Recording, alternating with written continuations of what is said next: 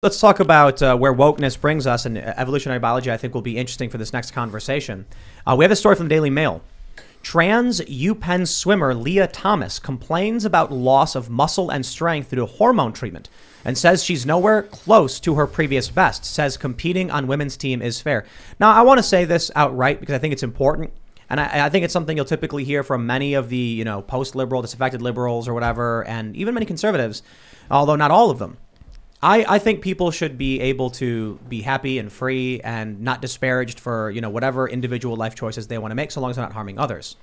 This is the instance where the transgender sport issue actually does start causing, a degree of harm to others. So if those aren't familiar, this is about a person who's biologically male who is transitioning to be a trans woman named Lydia Thomas, who just broke a record in, a swimming competition and defeated the next runner-up by over 38 seconds, which for people who understand something, if you've ever watched like Michael Phelps in the Olympics, that is not just winning. That is like just totally outclassing and just absolutely demolishing everyone else. Now, there's a lot of people are bringing this up. In an interview with Outkick, a sports website, an unnamed athlete from, I believe this is UPenn, noted that while Thomas is already breaking school and meet records, she soon may be shattering world records. There's a few things I can say here just to get started. If the left, if their ideology wins, then I think the simple argument is we as humans have created these rules for these sporting events, and if we decide to change them, then they change. But that ultimately means there will be no women's sports. Or I should say, there will be no sports exclusive to females, to use their language, or I suppose that actually I shouldn't say or. That's it. That's literally the outcome if we head in that direction. Otherwise, we have to say outright there will be male and female distinct divisions. But you mentioned you're an evolutionary biologist, so I suppose we can. Well, that's my background. I haven't done it for 20 years. Oh yeah, but you've got some context to add into this conversation, I suppose. Yeah. Well, okay. I mean, I don't know what else I can say. I mean, there are very, very clear. I mean, this is just the biologist's perspective, I think, right? There's just very clear biological differences between men and women that you can't get rid of using hormone therapy or, frankly, surgery or anything. They're foundational differences. And I mean, and this, I say this with the greatest respect for people who are men that want to be women, and I leave them to doing that. Be free. But this also means we have to reconcile other people's rights as well. Absolutely. And I mean, like this sort of thing, right? Just on the face of it, is it unsayable that they won because they're physically male? Right. Someone pulled up the.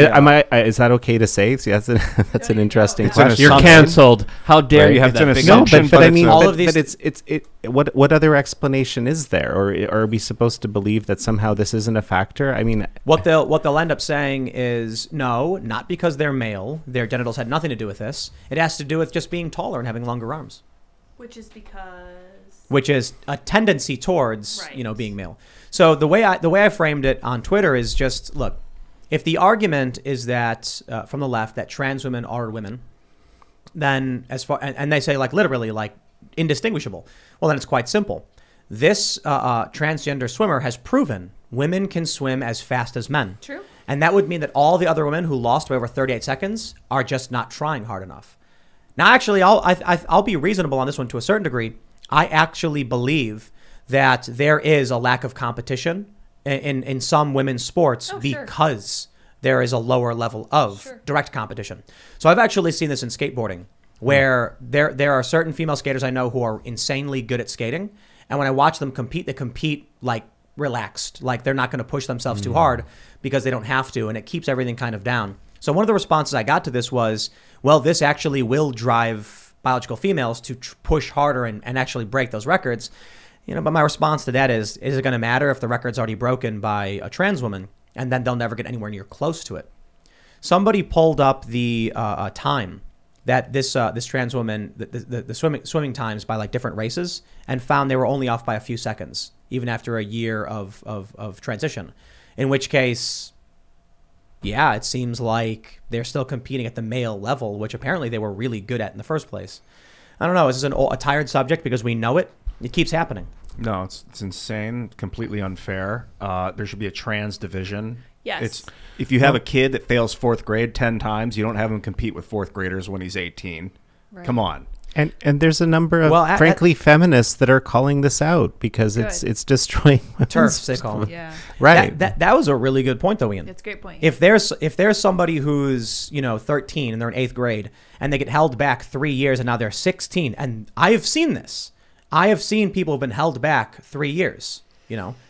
Now a 13-year-old to a 16-year-old is a big difference, and you're gonna make them play basketball against each other. You shouldn't. I don't think so. I mean, it gets to a point where it's just mechanically the sport doesn't function if you imbalance it mechanically with artists or performers that are too strong or weak. We were talking to we had Jack Murphy on. We have him on every other Wednesday, but we had him here a while ago, and he was talking about how his kids want to be they're athletes and they want to be at the highest level, and he was talking about his daughter or whatever, and I was just like, I mean, the future of the Olympics is going to be trans women, and I'm not saying that to be disrespectful to anybody. I mean, I think it's just an objective fact. This young woman from UPenn who spoke out said the aggravated teammate also claimed swimmers have discussed their frustrations with their coach Mike Schnurr, but he, quote, just really likes winning. I mean, if you're somebody who wants to see your team winning, if you get compensation based on how well you do, they're going to be like, don't care, we're going to win.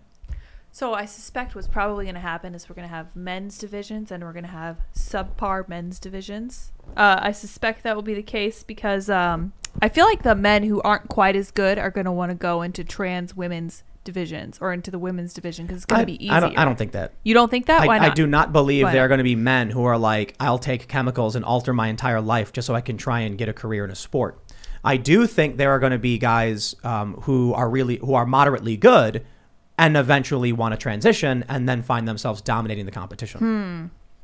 I think it's a leap. A lot of people have made that argument that men will chemically castrate themselves to win at basketball. I'm like, that's nuts. I don't believe that for a second. I do believe there are going to be males who are trans, who are good at sports, or at least, moderately good, or even leaning on the bad side, but still maybe ranking. And then when they transition, that'll put them at the higher bracket of the women's division. And I believe that for a lot of reasons, that would be unfair to biological females. I could see a psycho that wanted to win so bad that they just devastate their body, transition join another league with this ripped male body into a female league. I mean, South Park had an episode about that. Futurama. I was eating dinner the other day, and there's a Futurama episode where Bender gets a robot sex change. So he competes in the robot Olympics as he's male in the women's division and then wins all of the gold medals. And then in order to pass gender testing, gets, a robot sex change or whatever. And the interesting thing is, this show, I think, was made in the early 2000s. All of the characters said it's disgusting. They said it was gross and disgusting that he was doing it and how dare he. But I think they're referring to his cheating. Right. But I think, I'll agree with you guys to a certain extent that there may be really awful people who will exploit this. The bigger issue I see is that there have been transgender athletes who have not undergone any transition. Right. There's literally like a guy, and one day he just comes to the coach and says, I'm trans, and then they say, okay, you're in the women's division now. So that's why they're trying to set standards for this. They're trying to quantify how it works, but it doesn't. It doesn't. But what can the rules be? I mean, there are the rules that you have. Is your testosterone level? That's what they're doing. I mean, that's fascinating in itself. How can you do that? What kind? What this is a fundamental human rights question in my mind. I mean, these are. I think the end result is that there will be functionally no female sporting events. Right. What about if we have male, female, and then genderless? Think that'll work? Yeah, someone pointed out on Twitter, they're like, what do you call it then when men and women are on the same team? I'm like, they're called mixed teams. Like, they actually bring this up. Apparently, there's like some commission or whatever that oversees the racing or whatever said that if the individual who's trans is competing but hasn't been a year on hormone therapy, then the team is classified as a mixed team. And so they'll race against a mixture of males and females. But this team is just competing against, straight females. It's, what the craziest thing to me is, There's a transgender scientist who's also a marathon runner who actually did a study and a report about male testosterone, about male muscular and bone density benefits well after transition, who said that, yeah, even few years after transition, like the advantages persist. This is a trans athlete saying this. It's strange to me that there are individuals who don't recognize that it's unfair. You know what I mean? Yeah, like, it's just what you would, I mean, they did the study. That's fantastic. It's also kind of what you would expect. Like, you would have to really do the study to demonstrate that it's not the case, right? But it's fascinating. I mean, I don't know. I guess this is just another part of, we have got two distinct worldviews in this country. And this one is the left and the right doesn't see it. But all that matters, I guess, where the kids go, where the next generation will be. And I don't know. Why do we make women's sports to begin with? Was it so that women had a place where they could compete generally without having a guy like Ian? Did you know win all the games? Did you know that there's most sporting leagues have no rule barring women at all? So women have tried out for the NFL, for instance, but the closest they ever get is to being a kicker. And there have been some women who are really, really good kickers, but they're just not as good as the male kickers. Yeah, NCAA kickers, male football teams, you have a female kicker. I think that's happened in college. Yeah, there was one woman, and then they lost, and apparently the team cried or something like that. I'm not trying to be mean. I think that's actually happened. Yeah. They decided they wanted to add the first female kicker, and they did, and she flubbed really bad. I forgot what it's called. People tried saying it was a squib kick because she kicked so short. They were like, no, it was a strategy. Oh. But apparently the team came out afterwards and they were like, this was brutal to us. We've worked so hard and now we're losing for politics. So there's nothing barring women from being in male teams other than, can they win? Like, when they try out, do they succeed? So then we create a division just for females. But now we're having the argument over what does a woman mean? I mean, Wikipedia defines a woman as an adult human female, but activists are trying to change those definitions and alter what these sports are. Did this girl score? Leah, the girl from UPenn? Score? Her time? Her time was 38 seconds above. Apparently, it would have ranked her second or third in the NCAA Women's Championships. Just like, what does that mean? Like across the country, that was the second and third highest. That sounds like a national. So some guy transitions to a female and then wins. No. The NCAA. It is a male who is transitioning to be a trans woman. A trans woman is different than a female. Yes. Pardon my ignorance. Yeah.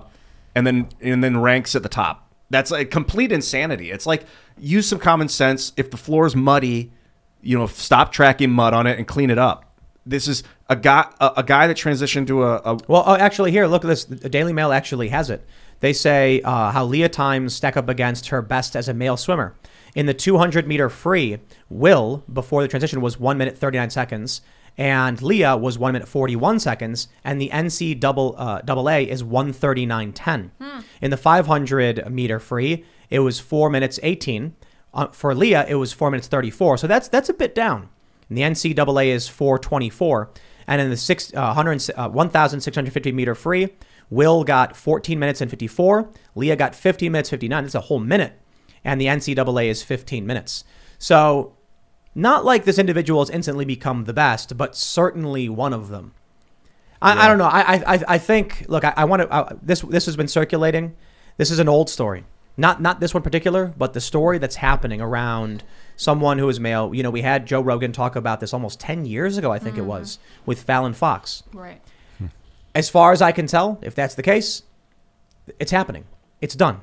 This is the norm. It's the this combat. Will keep happening. The combat sports is when it goes too far. If you have a man that transitions to a female or a woman, human female, whatever it's called, I'm not sure, transitions, and then beats the hell out of a guy or a girl, breaks her face like Fallon. I think they didn't even know she had transitioned. No one had told them that Fallon Fox was transgender. That's now if you want to do a non-combat sport and be like, hey, I hit the ball farther than you. I used to be a guy, but so what? That's dirty politics to me. But when you're hurting women, when women are getting their faces broken by people that used to be male and have all that testosterone and final thought, because I think it's crazy that we've talked about this story for so long and here it is. It's normal now. My final thought, I guess, is like, shouldn't they just have an open division where anyone can choose to compete? Thanks for checking out this segment from the Timcast IRL podcast. If you want to watch live, you can check out this channel Monday through Friday at 8 p.m. Now, don't forget to smash that like button, subscribe to this channel, and if you want more unfiltered and uncensored content with all of these guests, go to timcast.com and become a member. All of these guests you know and love in exclusive segments on our website where we are unrestricted in what we talk about, so you'll definitely not want to miss it. Thanks for hanging out. We'll see you all next time.